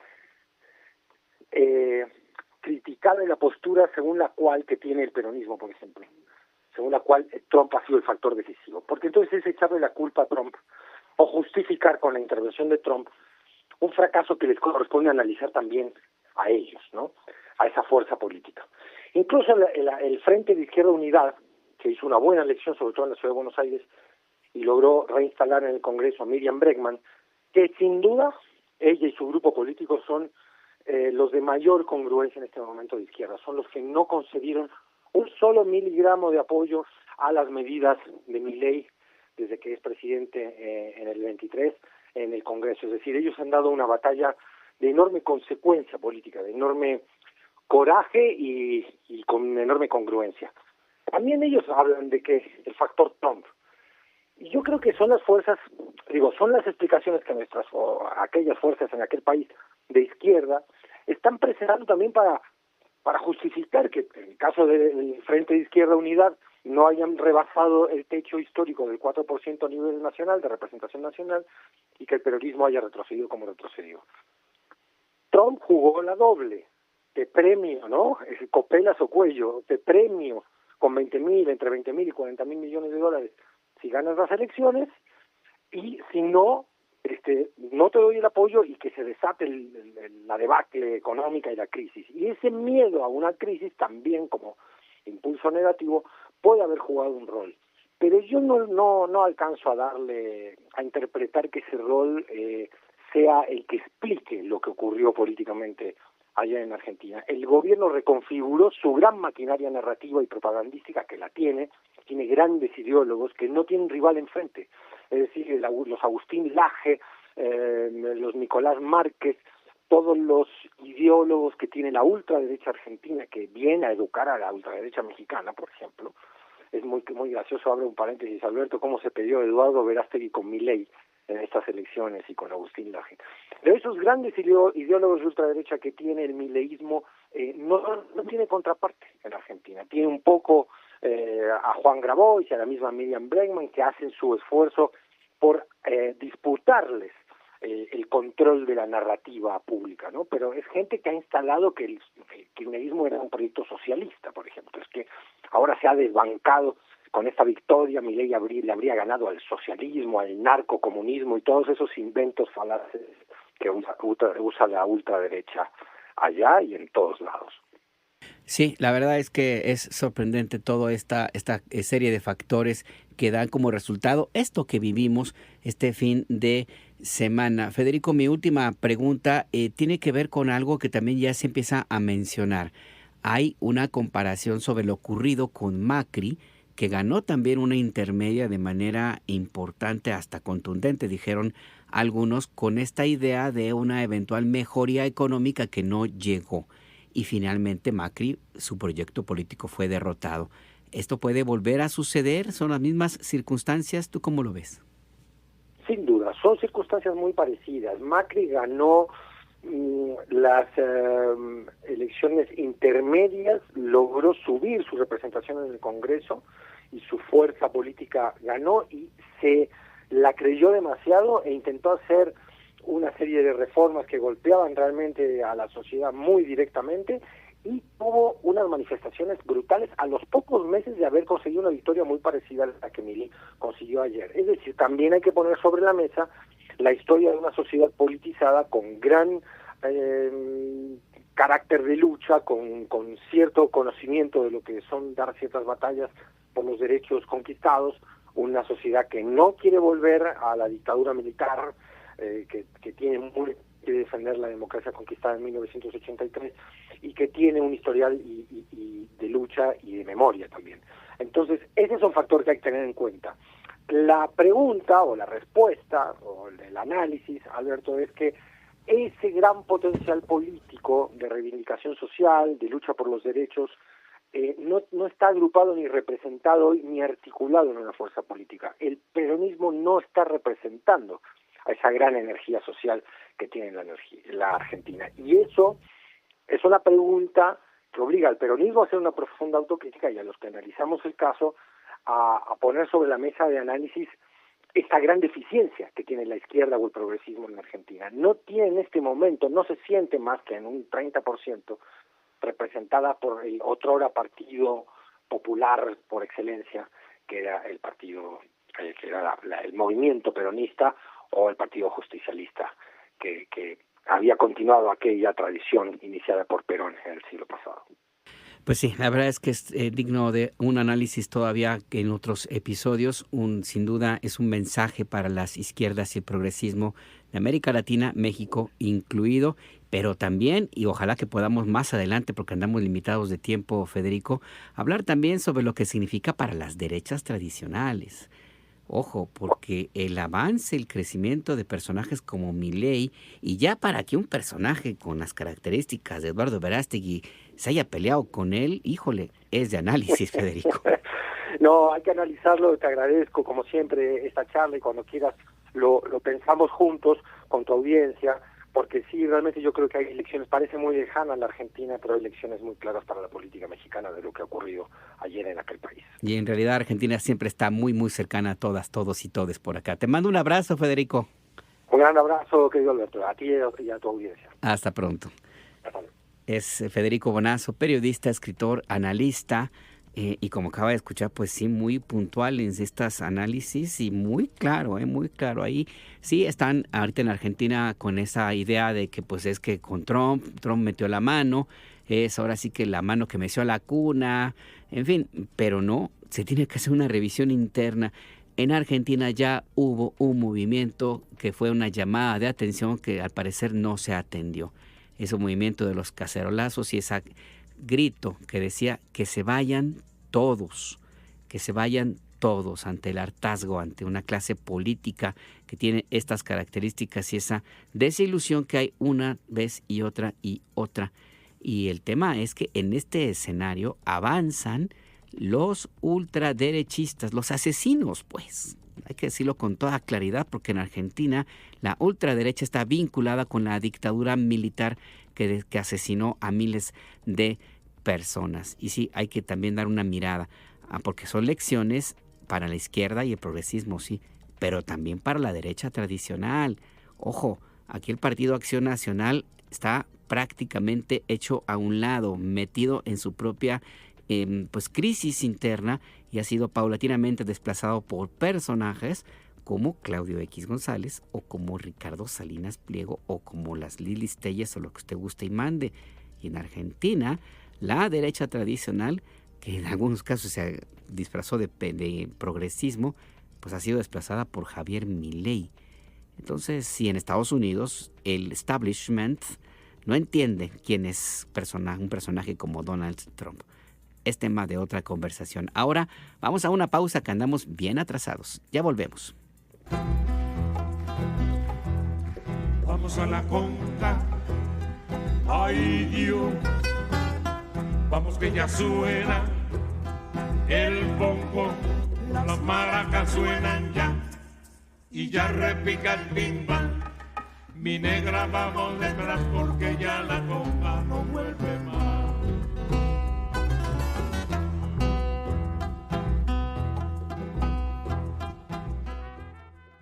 Escríbenos, manda un WhatsApp al 55 66 31 24 27.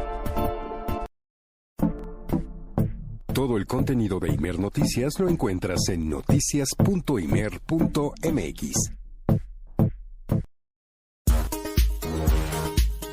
Está usted en El Acento, tu punto de referencia. Recuerde, comuníquese usted, así lo dispone, al 5566-312427, 5566-312427, a @Imer_Noticias en X y en Threads, en Hilos, o a Imer Noticias en Facebook e Instagram. Empezamos a correr en estos minutos que nos quedan. Le queremos informar la mayor cantidad de noticias posibles. Sigue censo de damnificados por lluvias.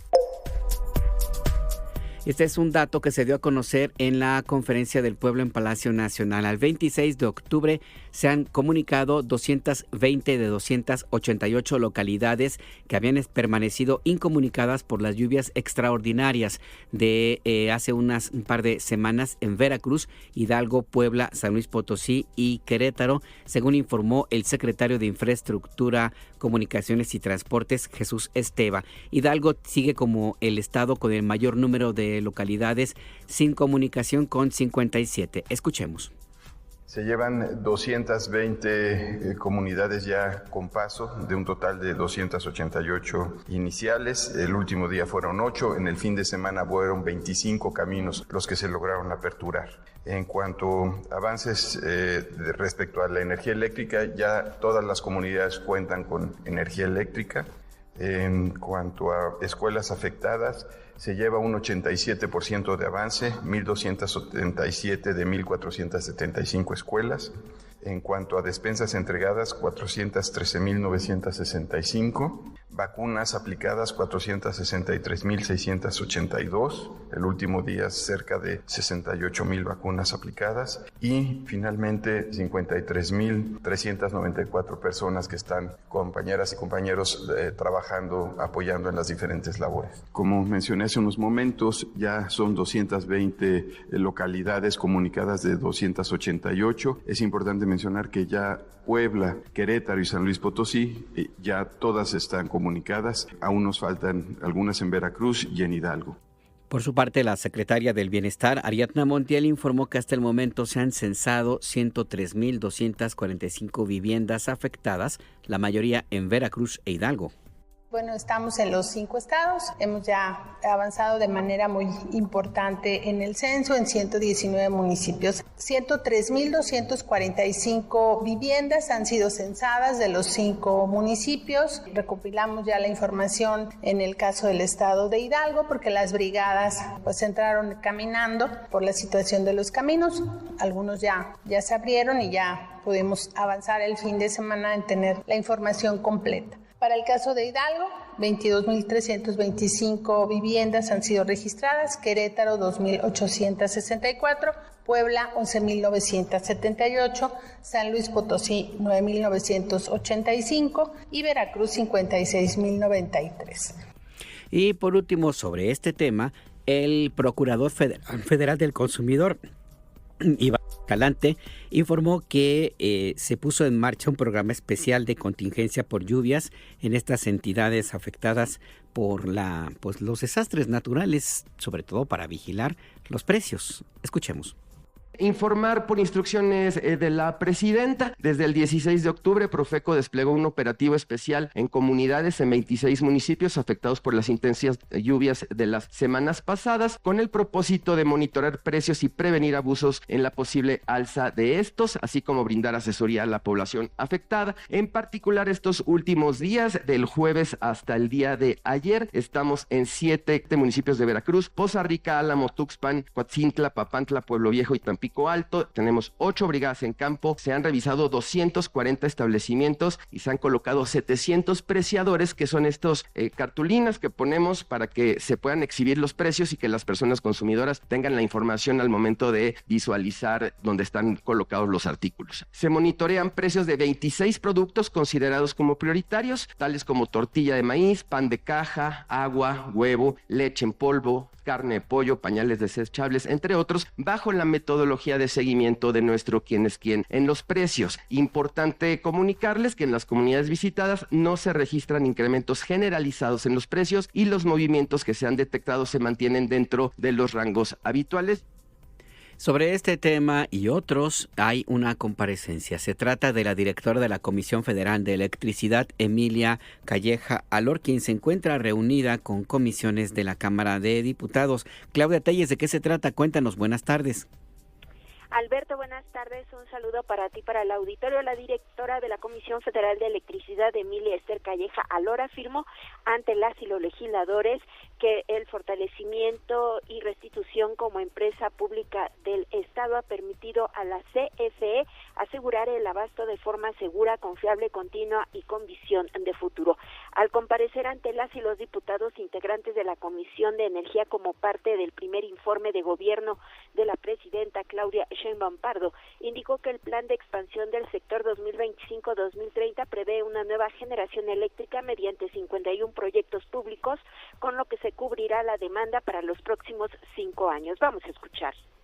Que establecimos la adición de una nueva capacidad de generación eléctrica por alrededor de 22,000 megawatts. Todo esto mediante la realización de 51 proyectos públicos, 40 son nuevas plantas y vamos a satisfacer la demanda del país por los próximos 5 años. Con estos proyectos pasaremos de 54,823 megawatts que actualmente producimos a casi 77,000, todo al concluir el 2030. Además, la funcionaria resaltó que la recuperación de la rectoría del sector eléctrico durante el pasado periodo de verano considerado de alta demanda, se lograron márgenes de reserva operativa por arriba del 14%. Ante las y los legisladores habló de los trabajos para restablecer el servicio en zonas afectadas por fenómenos naturales. Resaltó que desde el pasado 23 de octubre se restableció con éxito el servicio en Hidalgo, Puebla, Veracruz, Querétaro y San Luis Potosí, afectados por fuertes lluvias en los primeros días de octubre. Relató que la CFE desplegó 1,602 trabajadores, 503 vehículos pick-up, 219 grúas articuladas, 6 helicópteros, 8 drones, 8 retroexcavadoras y 4 cuatrimotros. Vamos a escuchar.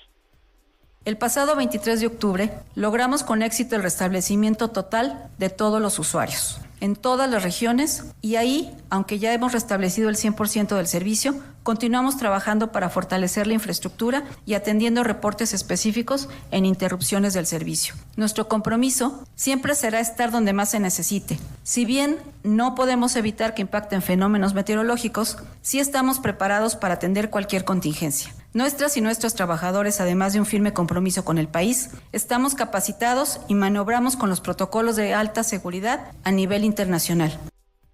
Durante la comparecencia, la funcionaria fue cuestionada sobre las tarifas eléctricas y la interrupción de servicio. Precisó que para este año se destinarán 84.8 mil millones de pesos para apoyar las tarifas domésticas. Se beneficia, dijo, al 89% de usuarios de tipo residencial con un subsidio promedio del 47% en su factura, y esto varía de acuerdo a los criterios de zona y a la temporada. Esto fue parte de la comparecencia de la directora general de la Comisión Federal de Electricidad, Emilia Ester Calleja Alor, ante las y los diputados. El reporte muy puntual. Muchas gracias, Claudia Telles. Hasta luego. Hasta luego, que tengas una buena tarde. Y ya que estamos acá en Ciudad de México y en la zona metropolitana, vamos a información sobre este bloqueo que duró más de 6 horas en vialidades que comunican a Ciudad de México con el Estado de México por piperos, por dueños, conductores de pipas que denuncian que les afectaron su trabajo porque hubo operativos, hay de hecho operativos de seguridad para terminar con el robo de agua. Nuestro compañero Víctor Raúl Ramírez ha estado muy atento desde la madrugada. ¿Qué es lo que sucede ahora y qué sucedió? Cuéntanos. Buenas tardes, Víctor.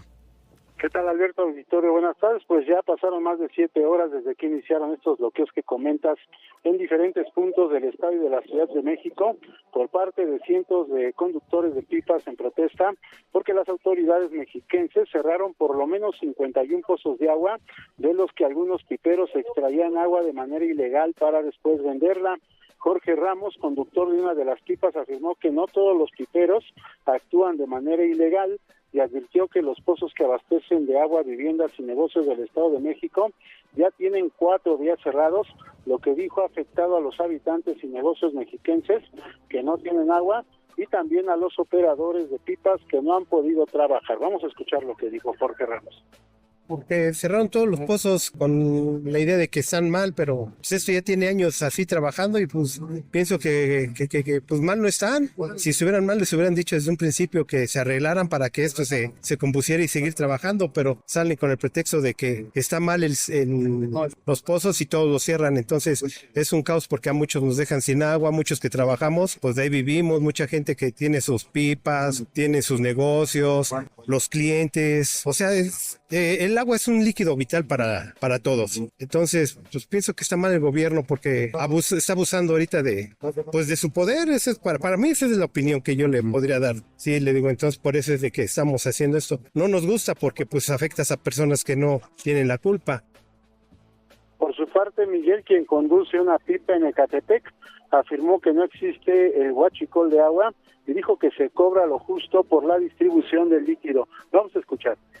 Únicamente pedimos que pues nos escuchen y que entiendan. Nos catalogan como gente huachicolera y eso es mentira. Nuestras familias dependen de nosotros y lo que no se nos hace justo es de que, o sea, por gente que no desconoce, nosotros abastecemos casas, abastecemos negocios, abastecemos purificadoras de agua. Nosotros por medio de nuestro trabajo nos catalogan como que nosotros hacemos negocio con el agua. No, nosotros les cobramos el transporte del agua.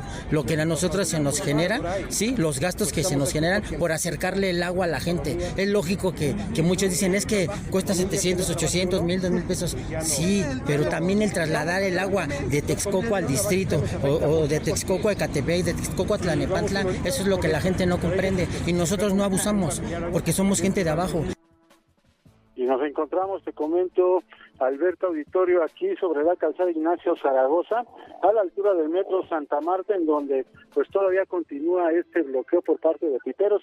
Ellos permiten por lapsos el paso de vehículos, no obstante pues continúan aquí plantados. También hay reportes de que continúan estos bloqueos en la autopista México-Toluca, en la México-Querétaro sobre Tepoztlán, en la México-Pachuca a la altura del Monumento al Vigilante y en la México-Texcoco a la altura del municipio de Chicoloapan, en donde por la mañana a un vehículo de pasajeros los manifestantes le arrojaron algunos objetos sin que hubiera personas lesionadas. Ese es mi reporte. El reporte. Muchas gracias, Víctor Raúl Ramírez.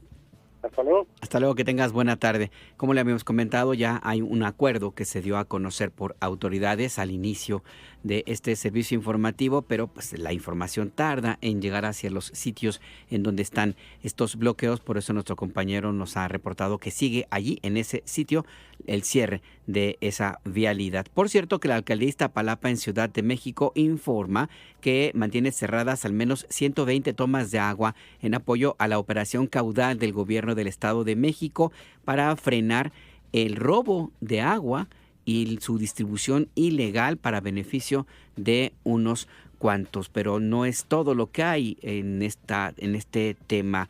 Hay un paro que convocó el Movimiento Agrícola Campesina y la Unión Nacional de Trabajadores Agrícolas, la UNTA, que piden un precio de garantía de 7,200 pesos por tonelada de maíz y un incremento en el precio de garantía para otros productos. Hay negociaciones en la Secretaría de Gobernación para terminar con estas movilizaciones. Piden también que se reestructuren créditos para los productores, que se combata la extorsión y piden que se excluyan de los granos básicos de el TEMEC, la creación de una banca de desarrollo agropecuario, el reconocimiento de la agricultura nacional y una revisión de la Ley Nacional del Agua, lo cual ya está en proceso. Hay bloqueos en varias carreteras y se permite el paso libre en casetas de estados como Chihuahua, Tamaulipas, Michoacán, Guanajuato, Sonora, Baja California, Durango, el Estado de México, Chiapas y Puebla. Le tendremos todos los detalles. Y ya para cerrar, para despedirnos,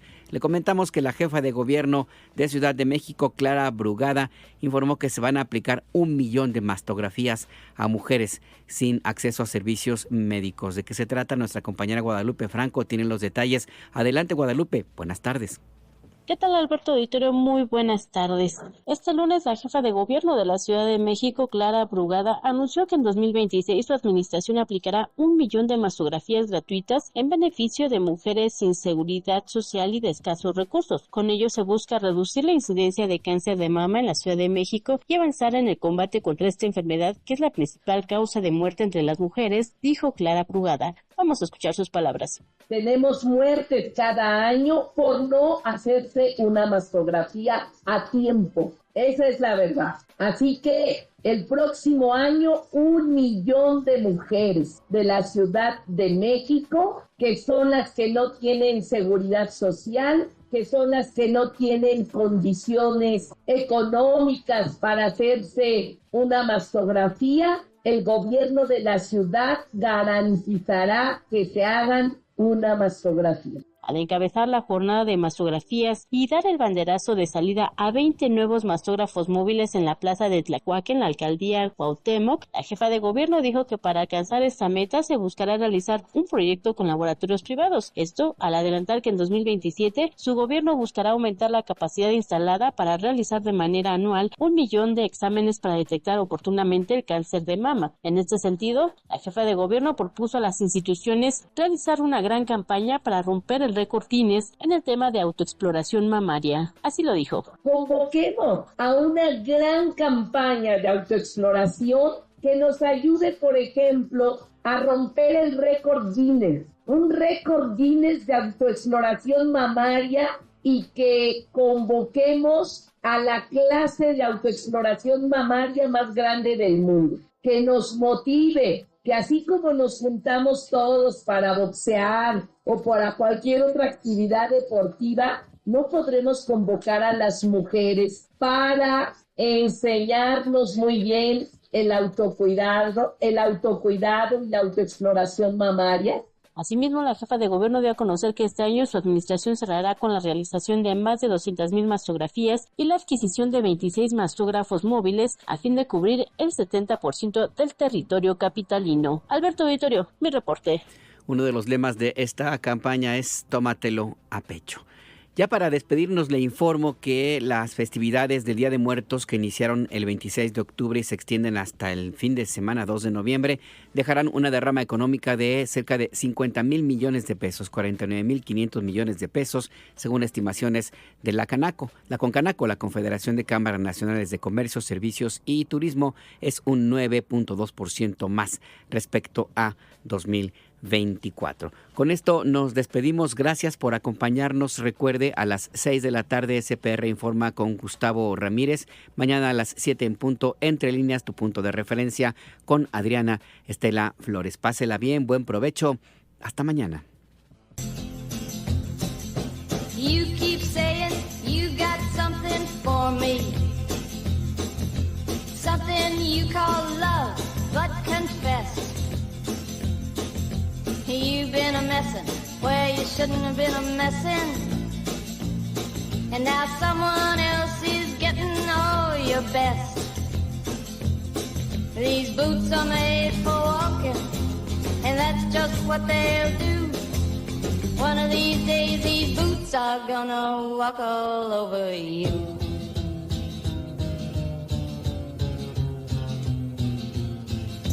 Yeah. You keep lying when you ought to be truthin'. And you keep losing when you ought to not bet. You keep saying when you ought to be a-changin'. Now what's right is right, but you ain't been right yet. These boots are made for walking, and that's just what they'll do. One of these days these boots are gonna walk all over you.